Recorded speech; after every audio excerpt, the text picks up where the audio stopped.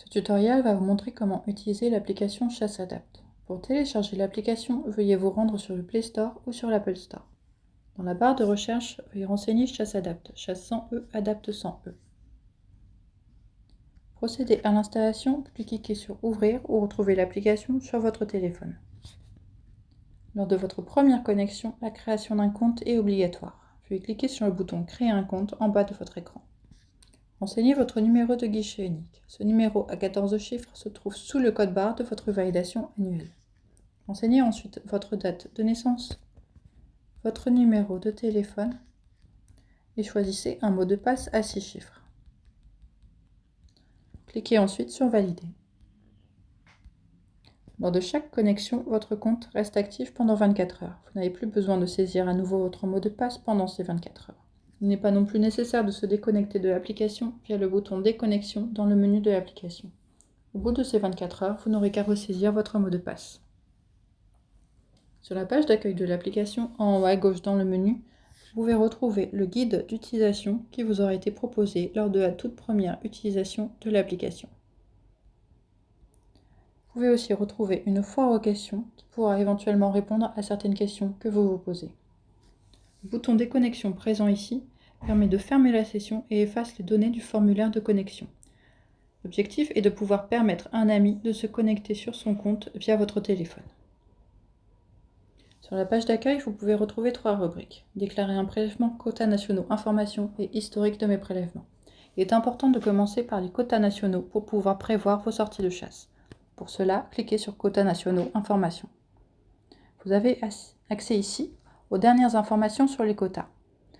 Vous pouvez visualiser l'état de consommation des quotas collectifs et savoir où vous en êtes dans vos quotas individuels ou PMA. Des vignettes sont attribuées aux différents niveaux de consommation des quotas nationaux. Pour plus de compréhension des vignettes, cliquez sur quotas nationaux des questions en haut de votre écran. Il est important de suivre régulièrement la consommation des quotas car ils déterminent la fermeture de la chasse. De retour sur la page d'accueil, pour déclarer un prélèvement, veuillez cliquer sur Déclarer. À votre première déclaration, il vous sera demandé l'autorisation pour accéder à la position GPS de vos prélèvements. Cette fonction a pour objectif d'améliorer la connaissance des espèces grâce à la localisation de vos déclarations de prélèvement.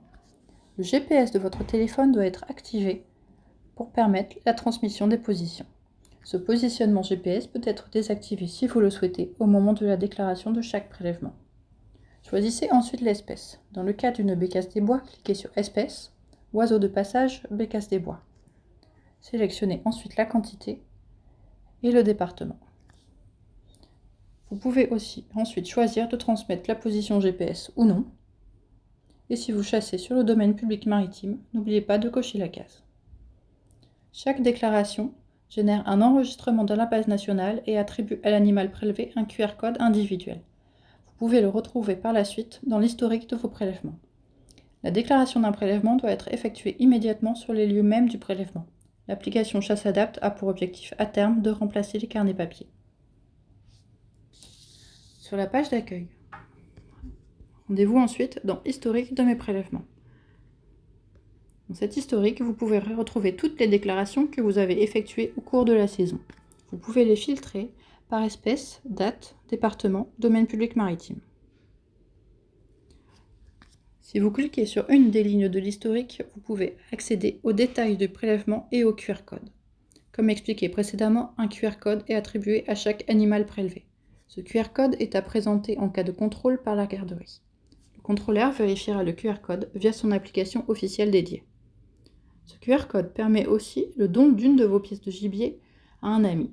En cliquant sur le bouton Donner en bas de l'écran, vous pouvez alors transmettre par SMS ou par mail le QR code à la personne de votre choix qui pourra ensuite justifier d'où vient l'animal en cas de contrôle.